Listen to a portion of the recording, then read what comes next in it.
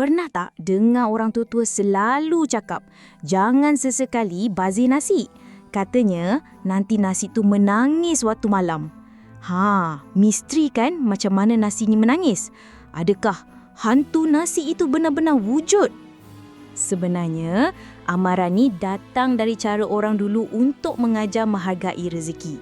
Nasi tu makanan asas, susah nak dapat dulu. Sawah kena jaga, padi kena tuai, beras kena tumbuk.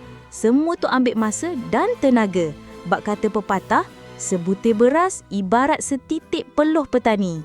Jadi, bila ada yang buang nasi, orang tua kaitkan dengan nasi menangis supaya anak-anak rasa bersalah kalau membazir. Tapi lama-lama kan, bukan perasaan bersalah yang wujud, tapi bertukar menjadi perasaan seram dan takut. Yelah, takut nak dengar nasi menangis kan? Realitinya, pantang larang ni wujud kerana ingin menzahirkan nilai menghargai rezeki dan usaha orang lain. Sebab tu sampai sekarang, ungkapan ni masih kita dengar. Jadi, bila bukan nasi yang menangis, pastinya hati orang tua yang kecewa bila tengok rezeki dibazirkan. Jadi, korang dulu selalu tak kena tegur dengan ini sebab tak habis nasi?